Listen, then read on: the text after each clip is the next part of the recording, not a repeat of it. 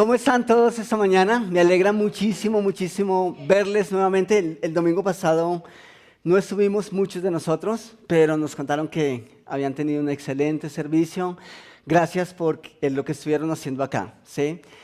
Lo que Dios hizo en Chinauta fue espectacular. Y una vez más, me alegra que estemos todos aquí esta mañana. Bienvenidos, si es la primera vez que nos acompañas, esperamos que te sientas bien, que te sientas tan bien que dentro de 8 días quieras regresar, ¿sí? Esa es la idea. Saben, nosotros hemos diseñado una serie empezando hoy para tratar de ayudarles a dar los siguientes pasos, ¿sí? Estamos tan felices de que hayan ido al día cero, de que ojalá hayan tomado una decisión por seguir a Jesús, por conocer más a Dios. Y nosotros como iglesia estamos para ayudarles en esa nueva travesía, en ese nuevo camino de fe. Entonces, hablábamos en el evento de que Dios o Jesús nos promete una vida abundante, ¿cierto? Es la promesa de Jesús para cada persona que le conoce. Ahora, cuando ustedes piensan en vida abundante, ¿en qué tipo de vida piensan? ¿Qué tipo de vida les viene a la mente? ¿Un buen coche, cierto? No necesariamente. Pero cuando ustedes piensan en vida abundante, ¿en qué están pensando? Bienestar en todos los ámbitos de la vida, ¿cierto? En todas las esferas de la vida. No solamente salud, sino también económico, ¿cierto? Vivir para siempre. Bueno, tal vez no en esta condición, ¿cierto? Vivir muchos años. En fin, cuando hablamos en vida abundante pueden venir tantas cosas a nuestra vida y muchas personas piensan que vida abundante es eso. Conocí a Jesús, estoy yendo a la iglesia, entonces la vida me va a sonreír. Algunas personas enseñan eso, ¿sí? Pero quizá algunos de esos problemas van a continuar. La vida va a seguir. Solo que ahora tenemos otra forma de ver esa vida. ¿Por qué? Porque ahora lo vemos o tratamos de verlo como Jesús, como Dios ve el panorama. ¿Les ha pasado que ustedes a veces se encuentran en una situación que es muy negativa y tienen del lado a una persona que dice, yo no lo veo tan mal? ¿Sí? ¿Y les ha pasado? Más o menos esa es la vida espiritual. A veces nosotros vemos el panorama o la vida tan trágica, pero cuando Dios está de nuestro lado, cuando entendemos que Él está ahí, Él nos está mostrando el panorama real. Y eso marca una diferencia. Si nosotros logramos ver cada momento de nuestra vida como Dios lo ve, wow, nuestras vidas cambiarían, porque ahí es donde está la clave. Y esta mañana quiero contarles una historia, una vieja historia. Está en el Antiguo Testamento. Poco se habla de este hombre, porque poco habla la Biblia de este hombre, pero lo poco que nos comenta acerca de este personaje es maravilloso. Así que vamos a ir al Antiguo Testamento en la segunda carta de Samuel, capítulo 4, y vamos a leer solo un versículo por ahora, el versículo 4. Si ustedes no tienen su Biblia física aquí, perfecto, no hay problema. Todos los textos van a aparecer en la pantalla y pueden leerlos allá, ¿vale? Y si es la primera vez que nos acompañas, si de pronto no tienes una Biblia, te queremos obsequiar una esta mañana. Creo que tenemos suficientes para obsequiar si necesitas una Biblia. ¿Listo? ¿Ustedes recibieron todos este boletín? Sí, ¿cierto?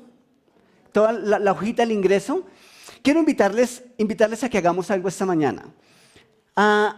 Si no pueden escribir y mantener la atención, decidan por mantener la atención, ¿listo? Por mirar aquí al frente. Si pueden hacer las dos cosas, perfecto. Pero lo que vamos a estar haciendo esta mañana es ver nuestras vidas reflejadas en la persona de la cual vamos a hablar ahora en la Escritura, en la Biblia. Y la idea es que nosotros podamos contestar esas 3 preguntas o llenar esos 3 espacios. Primero, así me buscó Dios. ¿Qué hizo Dios para llamar mi atención? Algunos de ustedes, Dios les colocó una cita en un evento en Chinauta y tuvieron un encuentro con Él allá. Pero no todos aquí esta mañana conocimos de Jesús en Chinauta. algunos los conocimos en un domingo como este, tal vez en casa con un amigo, en fin. Pero ¿qué hizo Dios para llamar tu atención y llegar a tener una relación contigo? El siguiente, así me encontró. ¿Cómo estaba tu vida? ¿En qué condiciones Dios te encontró? ¿Tenías problemas? Posiblemente. ¿Eras feliz? ¿O lo tenías todo? ¿Sentía que te faltaba algo? Trata de recordar cómo era tu vida cuando Él te encontró. Y por último, así quiero estar. Lo que esperarías que Él hiciera contigo. ¿A dónde quieres llevar tu relación con Dios? ¿Sí?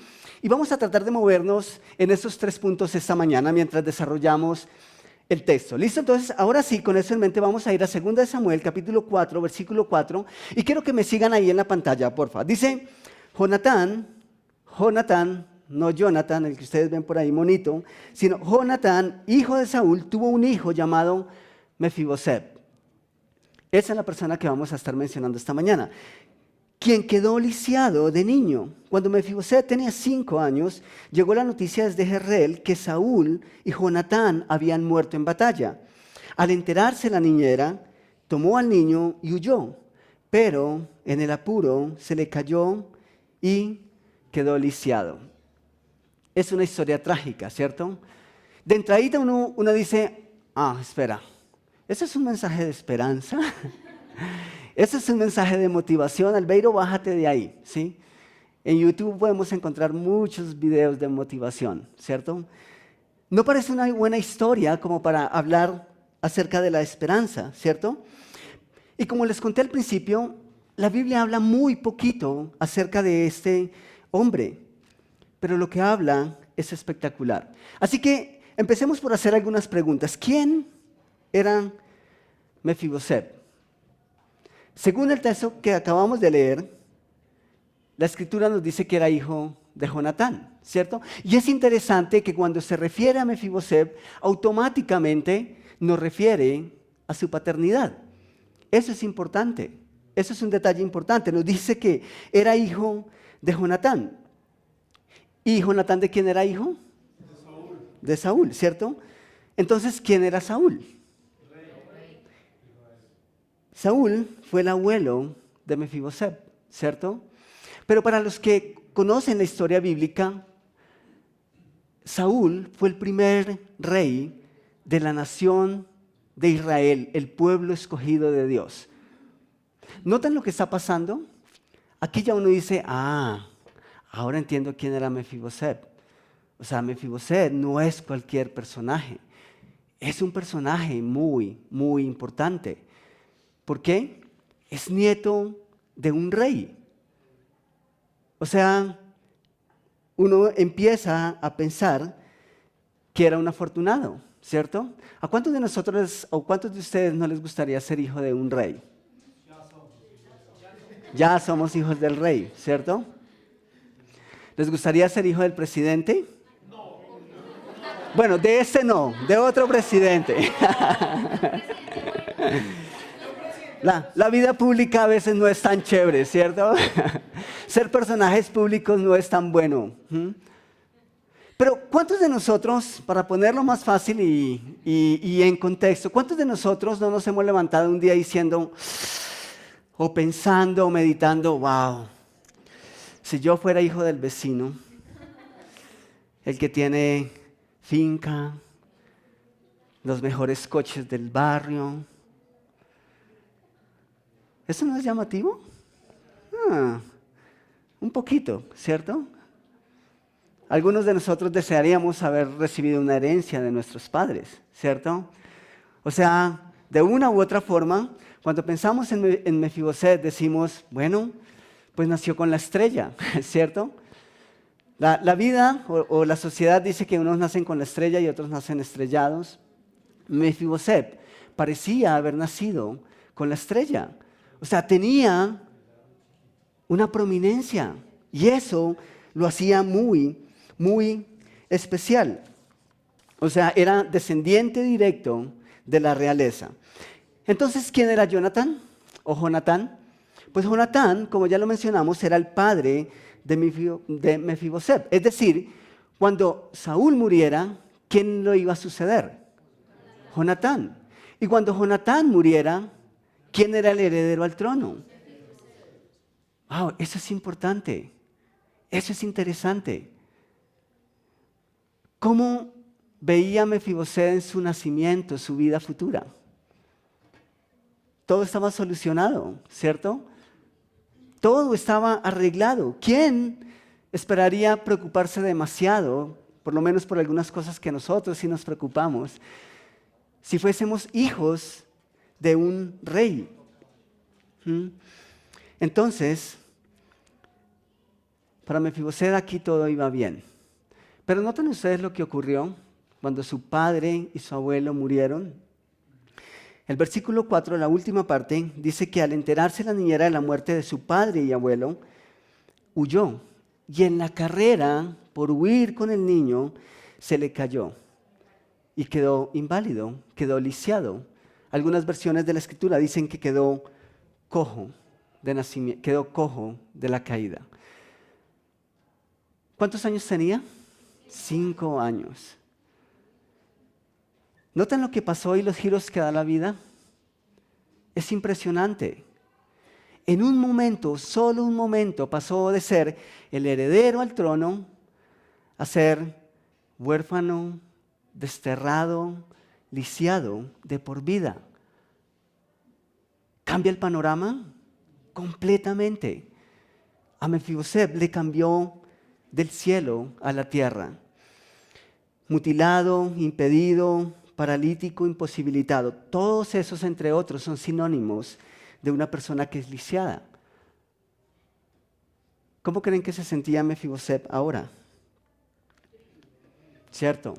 ¿Pueden ustedes encontrar alguna similitud o algún parecido entre sus vidas y Mefiboset? Parece que todavía no hay mucho, ¿cierto? Tal vez algunos de nosotros podemos decir, bueno, sí, encuentro un poco de identidad con ese hombre. Pero necesitamos continuar con la historia. Esa historia se parece mucho a la de cada uno de nosotros. De hecho, en el Antiguo Testamento es una de las historias de amor y misericordia más especiales que podamos encontrar. Y de hecho, este hombre, Mefiboset, es un reflejo de nuestra vida espiritual. Tal vez algunos de nosotros decimos, bueno, no, yo no encuentro nada hasta ahora parecido con ese señor. Pero vamos a notar que espiritualmente hablando tenemos mucho de parecido con Mefiboset. La Escritura nos dice que Dios nos diseñó. ¿Acaso eso ya no es algo que nos habla de un buen futuro? Dios nos creó, nos diseñó, nos hizo. De hecho, como hablábamos en el día 0, dice que Dios, cuando estábamos en el vientre de nuestra madre, Él nos entretejía, nos formaba con sus manos. O sea, somos un diseño de Dios. Eso no debería, por derecha, darnos o llevarnos a pensar que nuestro destino sería bueno. Sí. ¿No le decía la historia de Mefiboset al momento de nacer que ya tenía una vida asegurada? ¿Una buena vida asegurada? Sí, era lo mismo. Así que fuimos creados para disfrutar de la presencia de Dios y deleitarnos en su creación. Pero saben, aquí es donde viene lo interesante. Lo que la niñera hizo al huir y dejar caer a Mefiboset es lo que el pecado hizo por cada uno de nosotros cuando entró a la humanidad. Cuando la niñera dejó caer a Mefiboset, quedó lisiado, quedó con una herida que le iba a acompañar el resto de su vida. Cuando el pecado entró al mundo a través de Adán y Eva, la Escritura dice que nosotros quedamos espiritualmente lisiados, más que eso.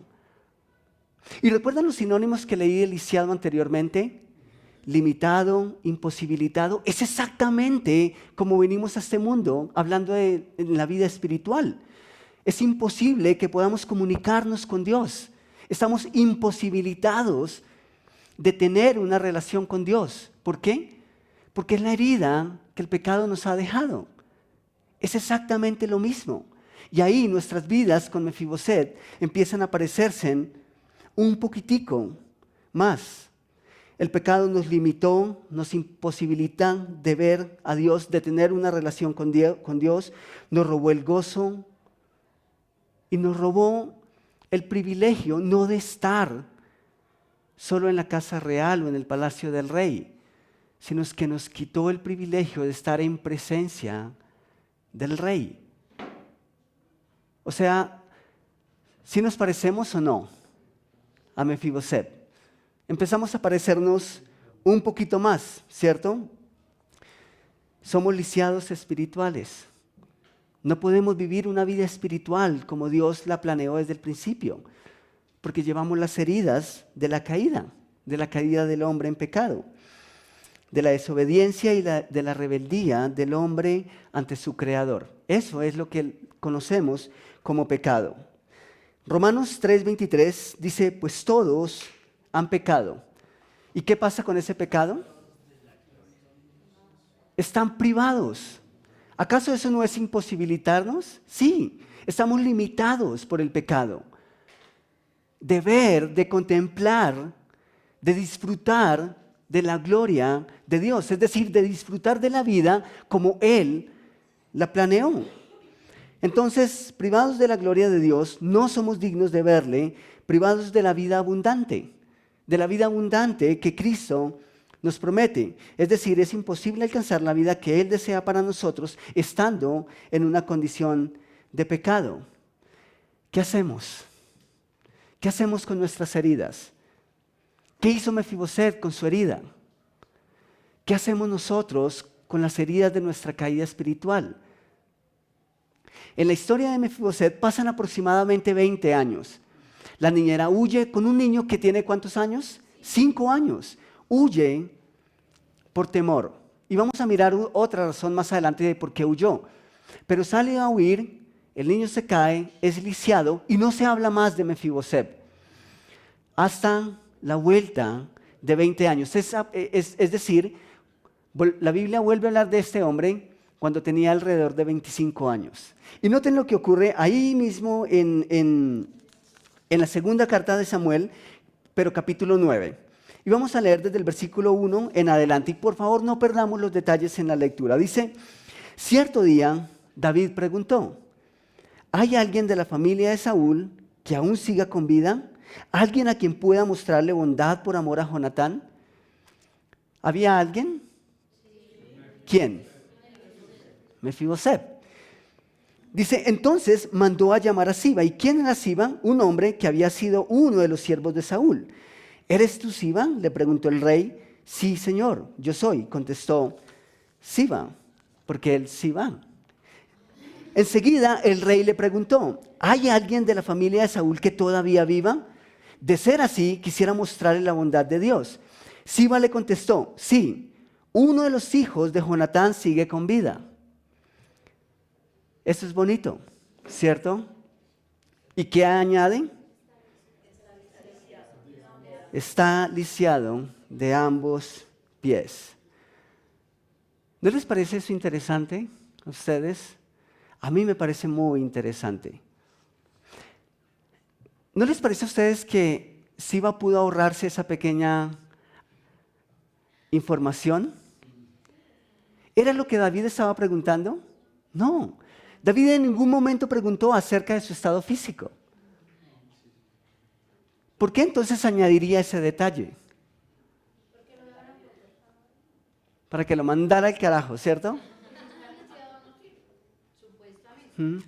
¿Saben? Imagínense por un momento a Siba. ¿A dónde está Siba y a dónde está ocurriendo esto? En la casa real. Y David dice, si hay alguien, quiero tener misericordia de él. Y Siba sabe que hay una persona. Y me imagino el pensamiento de este hombre diciendo, wow, David quiere tener misericordia de él. Pero, ¿qué hace un paralítico en la casa real? ¿Qué van a pensar los otros pueblos?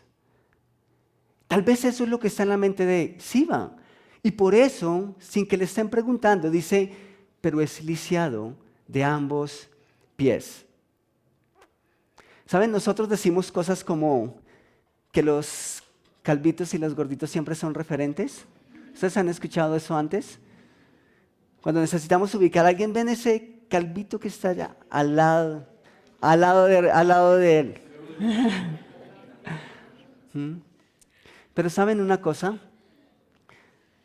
Nuestras heridas a menudo también se convierten en nuestro mayor referente. ¿Noten lo que dijo Siba? Sí, hay uno Mefiboset, el lisiado. Eso ocurre en el mundo en que nosotros vivimos. Nosotros a veces decimos, ¿te acuerdas de Pepito? ¿Cuál Pepito?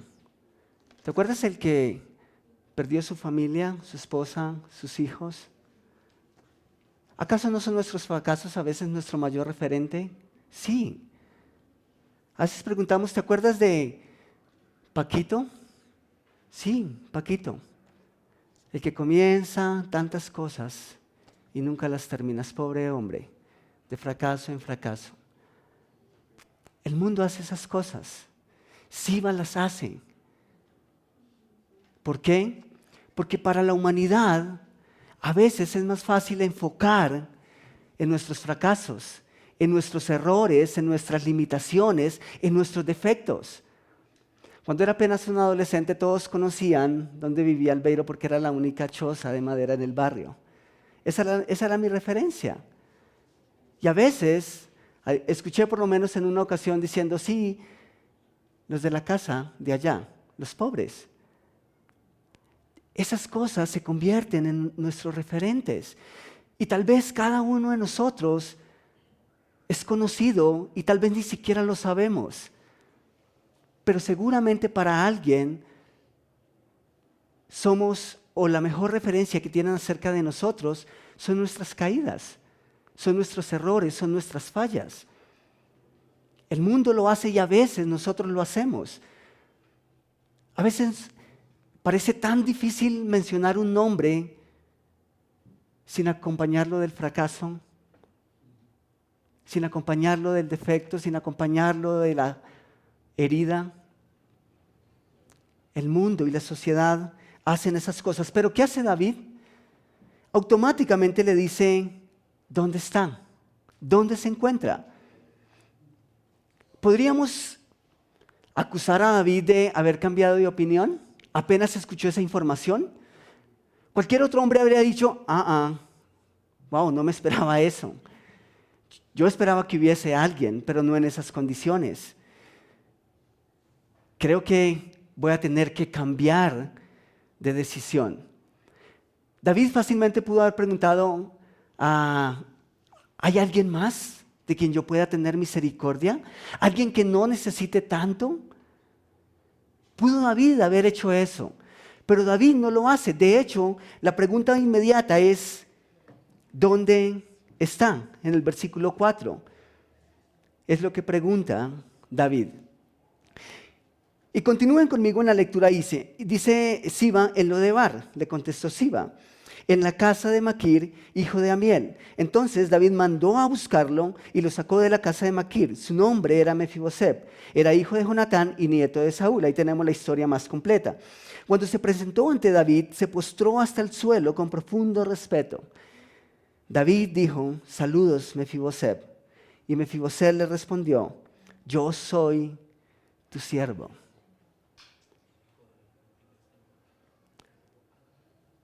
Delante del rey, lisiado. ¿Creen ustedes que Mefiboset estaba esperando alguna posición? ¿Estaba esperando algún cargo? Yo creo que Mefiboset era tan consciente y me imagino que las personas a su alrededor lo habían hecho tan consciente de sus limitaciones que Mefiboset reconoce hasta dónde le alcanza su realidad. Y Mefiboset dice, yo soy su siervo. Y David le dice, no tengas miedo.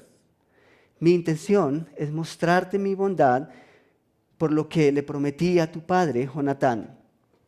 Y noten lo que le dice, te daré todas las propiedades que pertenecían a tu abuelo Saúl y comerás aquí conmigo a la mesa del rey.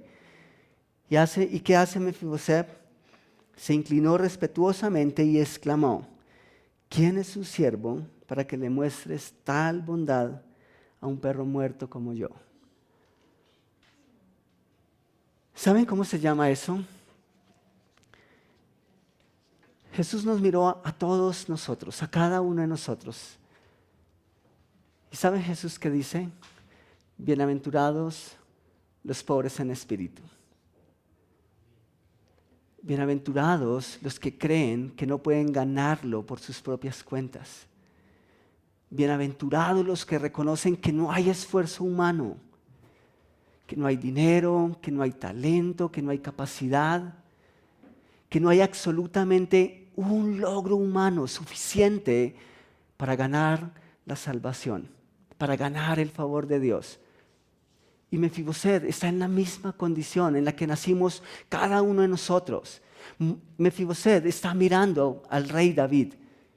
Pero cuando Dios muestra el pecado en nuestro corazón, la realidad de nuestra vida, esa debería ser nuestra reacción delante de Dios. Soy tan miserable que no entiendo por qué te fijas en mí.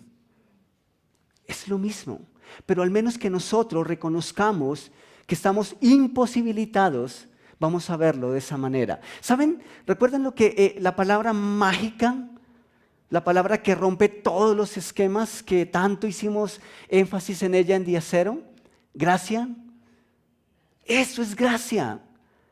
Mefiboset entiende que no merece siquiera estar delante del rey. Pero después dice, no es por mis capacidades, es porque el rey quiere ser bondadoso y misericordioso conmigo. ¿Y qué hace Mefiboset? Lo entiende. Algo interesante, dice la escritura que se encontraba en Lodebar. ¿Saben en el griego qué significa Lodebar? Lodebar dice lugar desierto. ¿Dónde se encontraba Mefiboset? En un lugar desierto. ¿Saben por qué les quisiéramos y les invitamos a hacer el ejercicio en el boletín? Porque Dios nos buscó. A cada uno de nosotros. Dios nos buscó de manera especial. Así como lo hizo con Mefiboset. ¿Y dónde estaban? En el desierto. Eso ilustra cómo en nuestras vidas antes de Jesús, cómo es una vida sin Dios. ¿Qué se encuentra en el desierto? ¿Acaso el desierto no es sinónimo de desolación, tierra infértil? Así son nuestras vidas y así es una vida sin Jesús, sin Dios. A veces podemos experimentar y tener muchas cosas, pero si no hemos experimentado un encuentro real y personal con Jesús, tarde o temprano vamos a darnos cuenta que nuestras vidas no pueden dar fruto que dure y que satisfaga. ¿Qué se produce en el desierto? Nada. Pero Dios va hasta allá. David manda a buscar a Mefiboset, no importa dónde se encuentra, y lo trae a él. Y ahora que está delante del rey, ¿por qué tenía miedo? Tenía mucho que temer. ¿Saben qué dice ella? ¿Cuál era la tradición? Y de hecho, fue lo mismo que Dios le mandó a hacer a su pueblo. Cada vez que entren en posesión a una tierra, tienen que erradicar toda la casa. Y la tradición decía que cuando un rey tomaba en su lugar posesión de lo que le pertenecía a otro rey, tenía que acabar con toda la simiente del rey anterior. ¿Tenía Mefiboset razones para tener miedo? Sí. ¿Tiene razones el hombre para temer a Dios? Sí. Dios es santo. Nosotros somos pecadores. Lo que dice la santidad de Dios y lo que demanda su santidad con respecto a nuestro pecado es que debemos morir. Pero Dios, en vez de verlo de esa manera, nos da de su gracia, tal como lo hizo David con Mefiboset. Le dice, no temas, porque tendré misericordia de ti. Y cuando cada uno de nosotros merecía morir, Jesús hace exactamente lo mismo por nosotros. La historia no es diferente. La historia es exactamente la misma. ¿Y cuál es la propuesta de David? Tendré bondad de ti, en cumplimiento de la promesa que le hice a tu padre. Y Mefiboset dice, ¿quién soy yo? Solo un perro muerto. O sea, no merezco tu favor. No merezco tu misericordia. ¿Saben qué dijo David delante de Dios? ¿Quién soy yo para que tú pienses en mí? Pero ¿cómo es que llegamos a esa conclusión? Si después de todo no somos tan malos. Solamente cuando Dios revela el pecado en nuestro corazón podemos verlo de esa manera. ¿Saben por qué la historia de Mefiboset se parece a la tuya y la mía? En Romanos 3, 23, 24 dice, pues todos han pecado y están privados de la gloria de Dios. Pero el versículo 24 dice, pero es como si vamos en una dirección, rumbo fijo al risco, al vacío. Y de repente es como si Dios colocara el freno de mano. Y dice, ese freno de mano es ese pero. Pero, espera, no es todo lo que hay. Hay otra dirección en la cual podemos ir. Pero por su gracia son justificados ¿de qué manera? Gratuitamente. Tú y yo no tenemos que hacer absolutamente nada para ganar el favor de Dios. Absolutamente nada. Somos justificados gratuitamente mediante la redención ¿de quién? De Cristo. Por eso Él vino a pagarlo. Estoy completamente seguro que si tú puedes hacer algo y yo puedo hacer algo para merecer el favor de Cristo, de Dios, entonces Cristo murió en vano. Fue un desperdicio. Y la Escritura no afirma eso. Usted y yo, delante de Dios, merecíamos morir por nuestro pecado, por nuestra desobediencia, al igual que Mefiboset. Y al igual que él, podríamos objetar que no hicimos nada para merecerlo, ¿cierto? Mefiboset pudo decir, bueno, ¿y yo qué culpa tengo? ¿Acaso yo desobedecí? No. Pero eso no cambia la realidad de las cosas. El hecho que culpemos a Adán, el hecho que culpemos a Dios, pero ¿cómo así que tenemos? No, eso no va a cambiar la realidad de las cosas. Entonces, ¿qué hacemos con el ofrecimiento de Dios? ¿Qué hizo Mefiboset? Reconoció su condición, pero aceptó el regalo, aceptó la bondad, aceptó la misericordia. Mefiboset no tenía bienes, no tenía familia, no había mucho que pudiera hacer. De hecho, si algo resaltaba en él, era su condición de inválido. Por lo menos lo hizo Siba. Fue lo que recordaba. No podía moverse por su propia cuenta. Pero ¿qué hizo David? Lo buscó, lo halló y lo llevó al palacio real. ¿Qué hace Dios con nosotros? Exactamente lo mismo. Nos busca, nos encuentra, nos halla y promete llevarnos a casa. Mefiboset lo aceptó. ¿Por qué nosotros no habríamos de aceptar la propuesta y la oferta de Jesús, la oferta de Dios en nuestra vida?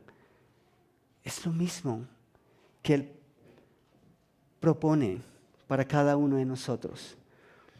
Efesios capítulo 2, versículos 4 al 5 dice, pero Dios, que es rico en misericordia, por su gran amor por nosotros, nos dio vida con Cristo. Aún, cuando estábamos muertos en pecados. ¿Y qué dice al final? Por gracia. Un término que rompe todos los esquemas y que tumba todas las barreras. Por gracia ustedes han sido salvados. Entonces mi pregunta para concluir esta mañana es, ¿presentarás tú alguna objeción ante el ofrecimiento de Dios? ¿Quién lo haría? ¿Te quedarás lejos en el lugar desierto, limitado por tus fracasos, o aceptarás la vida abundante que Dios te promete? ¿Quién quisiera quedarse en el desierto? ¿Quién no quiere ir al palacio real? ¿Saben? Eso es día cero. Es pasar de vida a muerte. Es pasar de estar lejos a estar cerca. Es pasar del lugar desierto a la mesa del rey. Es pasar de ser creación de Dios a ser hijos de Dios. ¿Qué pasó? Ese es el título de la charla esta mañana. Pasó que ahora, si has aceptado a Cristo como tu Salvador personal, eres hijo, eres hija de Dios. ¿No les parece eso genial? Sí, es maravilloso. Si has aceptado a Cristo en tu corazón, eso es lo que Dios declara. Dios te declara hijo y te declara hija. Eso es maravilloso. ¿Saben? Vamos a continuar con esta historia dentro de 8 días. Y vamos a seguir experimentando tantos detalles que nos da Dios acerca de este hombre y que tienen que ver con usted y conmigo. Así que les invitamos a que nos acompañen dentro de 8 días. Por ahora, quisiera pedirles que me acompañaran en un momento de oración. Y si prefieres cerrar tus ojos, inclinar tu rostro para que estés más concentrado, más concentrada, puedes hacerlo. No es ningún ritual extraño, no es nada raro, es solamente por motivos de concentración, porque es un tiempo entre tú y Dios y nadie más. Así que te invito a que tomes este tiempo con Dios ahí donde estás. Y tal vez en la posición en que estás, yo quiero hacerte una pregunta que es muy directa. ¿Tú has aceptado a Cristo como tu Salvador personal? Y si lo has hecho, quiero que muy honestamente levantes tu mano. ¿Quién levantaría la mano a la pregunta? ¿Tú has aceptado a Cristo como Salvador personal? Levántenla. Si has tomado esa decisión en tu vida, genial. Gracias por levantar tu mano. O sea, tú tuviste un día cero en tu vida.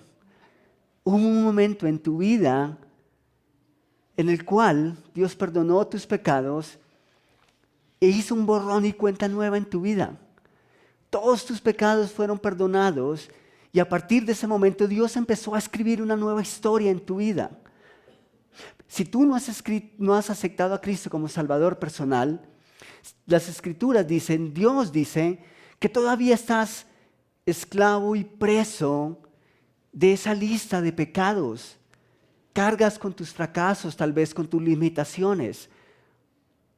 Pero hoy puedes empezar a cambiar esa historia. Hoy puedes abrir tu corazón a Jesús, empezar una relación con Él y tener un antes de Cristo y después de Cristo. Tener un antes de Dios, mi vida antes de Dios y mi vida ahora que tomo en cuenta a Dios, ahora que tengo a Cristo en mi corazón. Y si tú no has tomado esa decisión en tu vida y quieres hacerlo esta mañana, yo te invito a que levantes tu mano.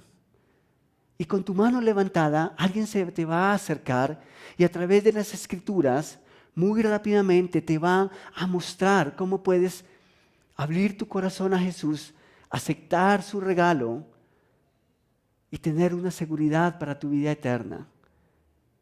¿Hay alguien esta mañana que con mano levantada diría, yo quiero que alguien me explique? Ese es el momento para hacerlo. ¿Hay alguien?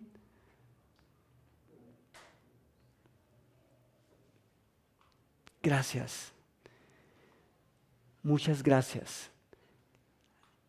Alguien más que diga, yo quiero que alguien me explique, ¿cómo así que soy creación de Dios y no hijo de Dios? ¿Acaso no todos somos hijos de Dios? Pero la Escritura dice que no. Que aquellos que han abierto su corazón a Jesús son hijos. ¿Hay alguien más? Padre, yo quiero darte muchas gracias. Porque cuando me viste fracasado, cuando me viste limitado, imposibilitado, y podía hacer muchas cosas, pero ninguna que te agradara, porque estaba imposibilitado delante de ti, de experimentar tu amor, tu misericordia, tu consuelo, tu perdón, tu propósito para mi vida. Cuando me viste así, me llamaste por nombre propio. Fuiste, llegaste a donde yo estaba, me mostraste tu amor, me has conocido y has prometido una vida abundante para mí. Y sé que no tengo que esperar hasta el día en que muera, sino que ya puedo hacerlo. Y te adoro por eso, porque mi vida ahora tiene propósito, porque cada cosa que pasa con mi vida sé que es orquestada por ti y eso me da esperanza y me ayuda a ver la vida de una manera diferente. Así que muchas gracias por llegar a mi vida, por buscarme, por encontrarme y por dar propósito. Y te doy gracias por mis hermanos, por cada persona que ha reconocido su imposibilidad de alcanzar tu favor y ha abrazado tu cruz y ha aceptado tu sacrificio en la cruz. Gracias por cada uno de ellos. Y gracias, Rey, por esta persona que tal vez escuchó tu voz. Y ahora yo te ruego, Señor, que ella te pueda conocer, que pueda empezar una vida contigo hoy mismo. Gracias por tu presencia en nuestras vidas y en este lugar. Oramos en tu nombre. Amén.